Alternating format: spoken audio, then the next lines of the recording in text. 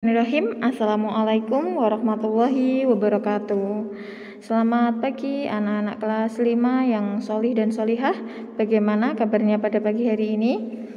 Semoga kalian selalu dalam keadaan sehat ya. Baik anak-anak, pada video kali ini kita akan belajar di tema 1 subtema 2 Mupel IPA, alat gerak manusia. Di subtema 1 kemarin kita sudah belajar tentang alat gerak hewan ya. Jadi untuk hari ini kita belajar tentang alat gerak manusia. Sebelum kita mulai pelajaran pada pagi hari ini, kita buka dengan membaca basmalah bersama-sama. Bismillahirrahmanirrahim. Kemudian doa sebelum belajar. Rabbi zidni ilma warzuqni fahma. Amin. Manusia, langsung ya anak-anak ya. Manusia mempunyai kemampuan untuk bergerak dan melakukan aktivitas seperti berjalan, berlari, menari, bersepeda, dan lain sebagainya. Kemampuan ini didukung oleh adanya sistem gerak seperti tulang atau rangka, otot, serta sendi-sendi. Aktivitas yang dilakukan manusia membuat badan sehat karena organ di dalam tubuh bergerak dan digunakan sesuai fungsinya. Sistem gerak pada manusia, tulang atau rangka. Tulang memiliki fungsi utama sebagai alat gerak pasif. Diingat-ingat ya anak-anak, tulang itu sebagai alat gerak pasif. Tulang itu alat gerak pasif. Artinya, tulang hanya bisa bekerja atau bergerak apabila ada bantuan dari otot. Tulang sendiri terbentuk oleh kandungan kalsium yang berbentuk garam yang merekat erat dengan bantuan kolagen. Hubungan antar tulang yang satu dengan yang lainnya dihubungkan oleh persendian.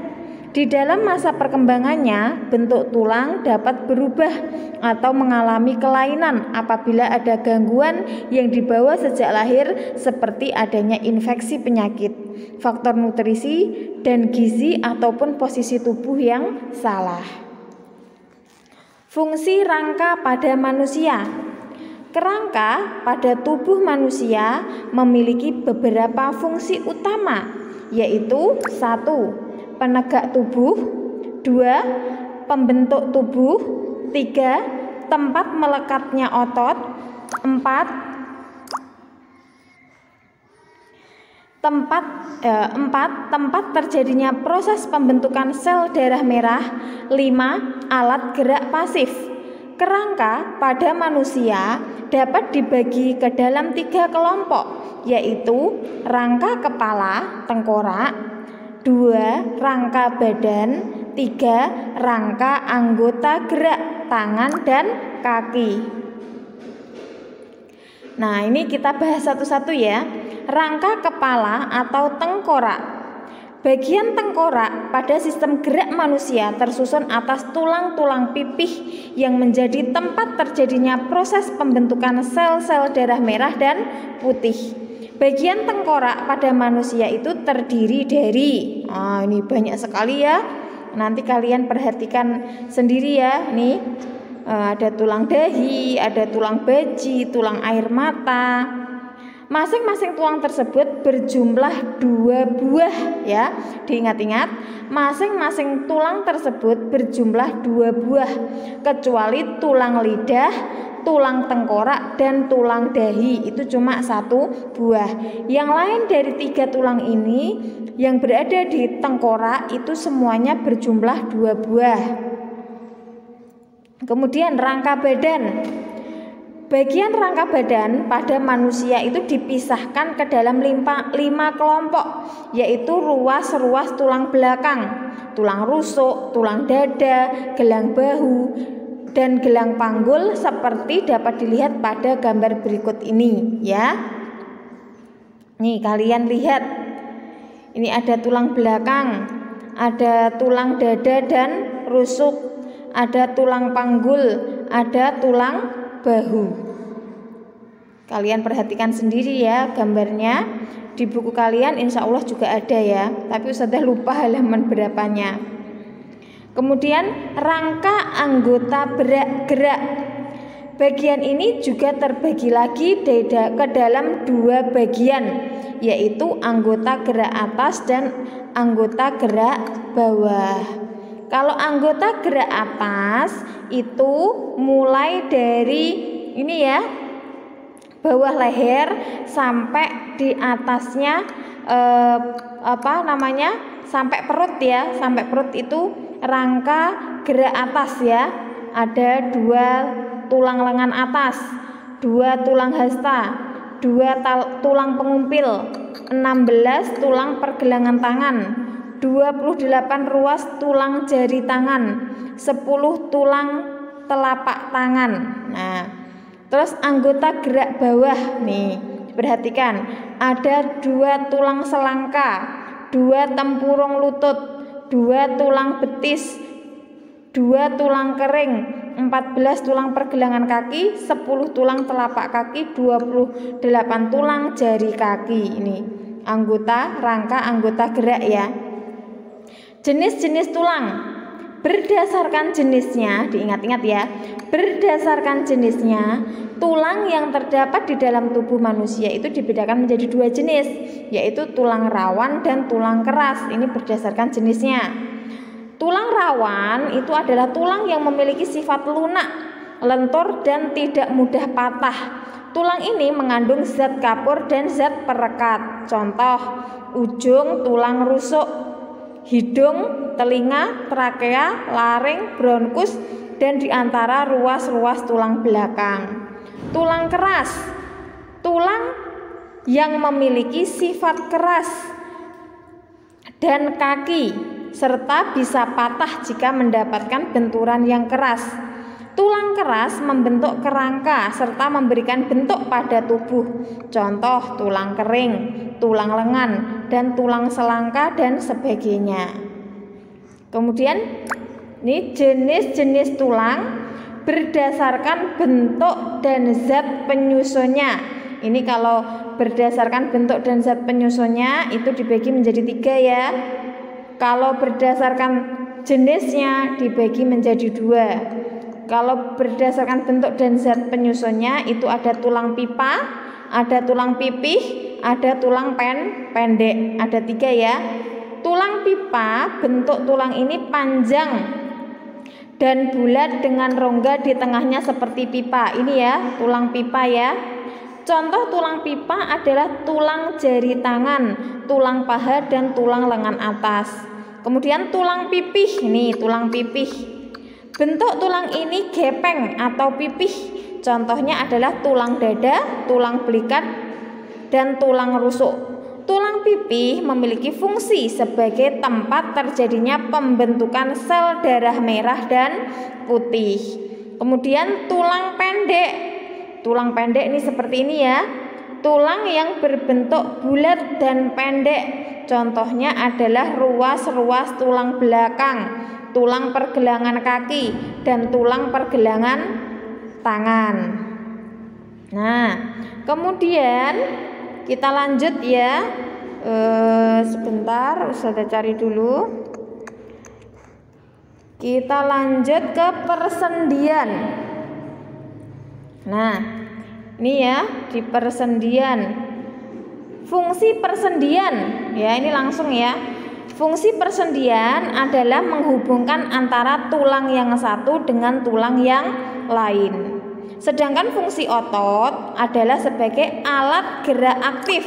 Kalau tadi tulang alat gerak pasif, kalau otot itu alat gerak aktif yang dapat menggerakkan organ lain sehingga terjadi suatu gerakan. Persendian, seperti kalian ketahui, ada banyak sekali tulang yang menyusun rangka pada tubuh manusia. Masing-masing tulang tersebut tentu saling berhubungan. Setidaknya ada 200 tulang yang posisinya saling berhubung di dalam tubuh manusia. Hubungan yang terdapat di antara 2 tulang inilah yang disebut sebagai sendi ataupun artikulasi. Di dalam sistem gerak pada manusia, persendian memiliki fungsi serta peran yang amat penting di dalam proses terjadinya aktivitas ataupun gerakan. Tahu ya, sudah bisa membayangkan ya persendian. Persendian itu jadi yang menghubungkan antara satu tulang dengan tulang yang lain. Seperti itu sehingga bisa bengkok, bisa muter gitu ya. Itu namanya persendian. Nah, ini macam-macam sendi. Berdasarkan kepada sifat pergerakannya, ingat-ingat ya, berdasarkan sifat pergerakannya, sendi itu dibedakan ke dalam 3 macam, yaitu sendi mati, sendi kaku, dan sendi gerak. Sendi mati atau sinartrosis, sendi yang tidak mempunyai celah sendi sehingga tidak mungkin terjadi pergerakan pada sendi tersebut. Contoh dari sendi mati adalah sendi-sendi yang menghubungkan antar tulang pada bagian tengkorak. Kemudian sendi kaku, amfiartrosis, yaitu sendi yang dapat digerakkan namun terbatas. Contohnya adalah sendi pada ruas tulang belakang, sendi pada pergelangan tangan, serta sendi pada tulang dada. Kemudian sendi gerak atau diartrosis, yaitu sendi yang dapat digerakkan secara bebas. Kemudian berdasarkan arah geraknya, ya, ini berdasarkan arah geraknya. Kalau yang ini tadi berdasarkan sifat pergerakannya ya. Ada 3 juga menjadi 6, yaitu sendi engsel, sendi pelana, sendi geser, sendi putar, sendi peluru, dan sendi gulung. Nah, kita bahas satu-satu ya. Sendi engsel, kalian tahu engsel ya, engsel pintu itu loh. Sendi yang hanya dapat digerakkan ke satu arah seperti engsel pada jendela dan pintu. Contohnya sendi pada siku yang menghubungkan antara tulang lengan atas dan tulang lengan bawah. 2. Sendi pelana, sendi yang dapat bergerak kedua arah yaitu ke samping dan ke depan. Contohnya sendi yang menghubungkan ruas jari dan telapak tangan.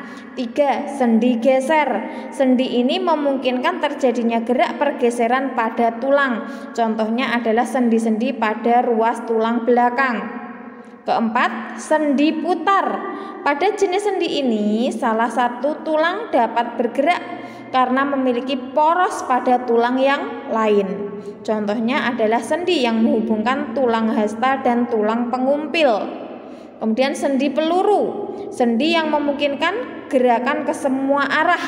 Contohnya sendi yang menghubungkan tulang lengan dengan tulang gelang bahu serta tulang paha dan tulang gelang panggul. Yang terakhir, sendi gulung. Sendi gulung itu bisa dijumpai di antara tulang yang memiliki rongga elips dan permukaan lain yang berbentuk bulat telur. Sendi ini hanya memungkinkan 2 sumbu gerak, yaitu gerakan membengkokkan fleksi dan gerakan meluruskan ekstensi, serta gerakan menjauh dari tubuh medial dan gerakan mendekat ke arah garis tubuh lateral. Contoh dari keberadaan sendi gulung yakni sendi penghubung tulang telapak tangan dan tulang pengumpil. Nah, nih gambarnya, ini sendi putar. Nah, kemudian ini sendi engsel, sendi pelana, sendi geser, sendi gulung, ini sendi peluru. Ya, saya ulangi lagi. Ini ya, sendi peluru. Kemudian otot. Nah, otot tadi masih ingat apa? Alat gerak aktif. Jangan kebalik ya, kalau tulang itu pasif, kalau otot itu aktif. Otot merupakan jaringan yang terdapat di dalam tubuh manusia yang fungsinya adalah sebagai alat gerak aktif untuk membantu tulang agar bisa bergerak. Tanpa adanya otot, tubuh manusia tidak akan bisa bergerak karena ototlah yang bisa membuat tulang bergerak. Jenis-jenis otot berdasarkan jenisnya. Otot dibedakan menjadi 3, yaitu otot polos, otot lurik, dan otot jantung. Otot polos itu merupakan jaringan yang terbentuk oleh sel-sel otot yang bentuknya seperti gelondong, di mana di bagian ujungnya cenderung meruncing. Kemudian otot lurik biasanya disebut juga sebagai otot rangka, karena otot ini biasanya melekat pada rangka. Disebut lurik karena bila dilihat dengan menggunakan mikroskop akan tampak terlihat garis gelap terang pada serabut otot ini. Otot jantung adalah otot yang terletak pada dinding jantung. Dia gambarnya ya. Ini otot polos, otot lurik, otot jantung. Tabel perbandingan 3 jenis otot pada manusia. Ini pembanding otot polos, otot lurik, otot jantung. Kalau bentuknya otot polos gelondong, otot lurik serabut atau silindris, otot jantung serabut atau silindris bercabang. Warnanya kalau otot polos ya polos karena otot polos. Kalau otot lurik warnanya lurik, otot jantung juga warnanya lurik. Kemudian jumlah inti sel, otot polos 1, otot lurik banyak, otot jantung 1 atau 2. Letak inti sel, otot polos di tengah, otot lurik di pinggir, otot jantung di tengah.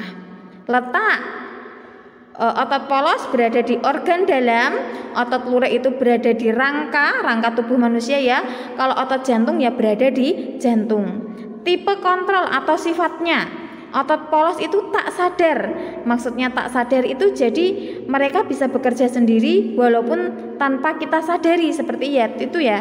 Kalau otot lurik itu sadar, misalkan kita mau mengambil HP, nah itu menggunakan otot lurik, atau kita mau mengangkat tangan, nah itu otot lurik ya.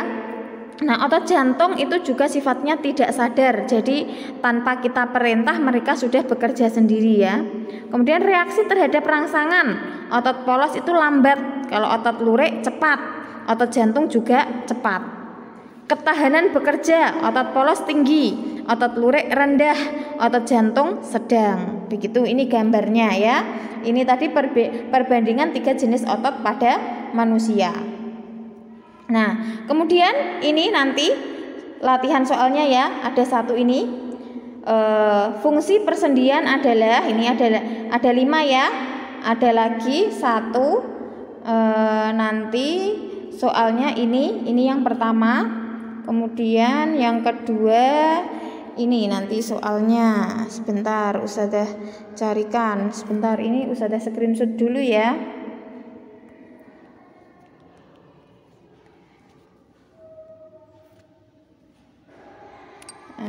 Kemudian soal yang kedua itu nanti ini.